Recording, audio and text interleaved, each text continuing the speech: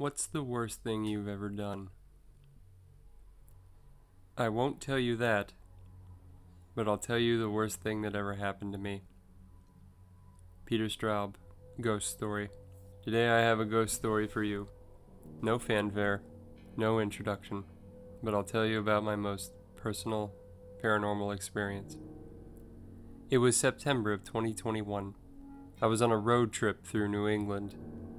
Annually, in September, I take these road trips. I call them the Ecto Run. And I go all over the country, and I begin in a point, and I drive around, and I sleep in the back of a car, and I end at the starting point. I use Dennis William Hawkes' Directory of Paranormal. I use the Shadowlands. I use Atlas Obscura. I use the Weird US series, and I cobble together a bunch of stops within reason that I can see before I leave this earth. This was no different. I love these little runs, and I've been to some amazing places as a result. I've seen Dudleytown, Connecticut. I've seen Goodlesburg Cemetery. I've seen Salem, Massachusetts. I've seen Area 51, and there's so much more to see. But today is about Fall River, Massachusetts. I was in the middle of my road trip, and I was staying in Hartford in an Airbnb that was a Victorian house operating as a boarding house.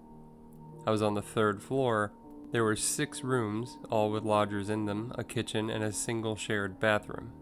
I loved my little room. It had a writing nook and everything. I was due the first night in Fall River, Massachusetts. I had booked a 2-hour ghost hunt at the Borden Bed and Breakfast. I have a friend who lives in Providence, Rhode Island. I stopped to pick her up on the way. Providence is about 20 minutes from the Borden house. We arrived in my Ford Taurus. Rest in peace, by the way, to Whitey Ford. I miss that car every day. We arrived in my Ford Taurus, and I had my ghost hunting gear in the back seat, in a duffel bag. We get out, and we're ushered in to the foyer. This was where they found Andrew Borden bludgeoned to death. To their credit, they have a replica sofa that Andrew had died on. As for original stuff, they have the gurney that medical attendants used to bring him into the kitchen and work on him. They have the rumored hatchet head that met Andrew's end.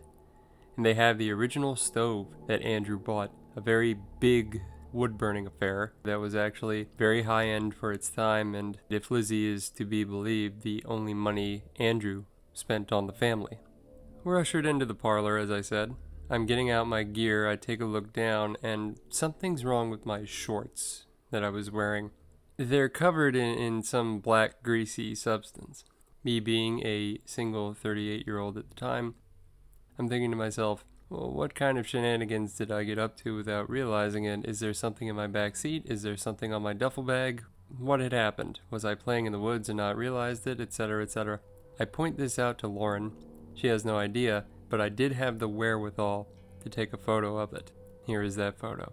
The investigation itself was okay for a 2-hour paid ghost hunt with a company. It was fun seeing the area, got a lot of pictures, didn't get any evidence, and that's okay. It was still a fun experience. It began at 10 and ended at midnight. I then took Lauren back home to Providence, Rhode Island.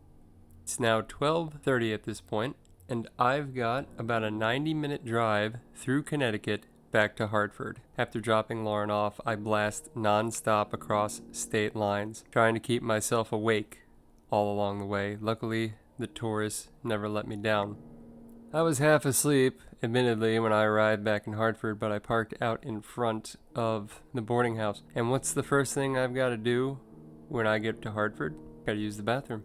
I lock the car, I run into the house, hit the code on the keypad, run up to the 3rd floor to the shared bathroom, and right before I go to pull my zipper down, I look down and I stop in shock, and I have a photo of this too, and it's safe for work, it's okay. There's nothing on my shorts. I send the photo to Lauren, who's still awake.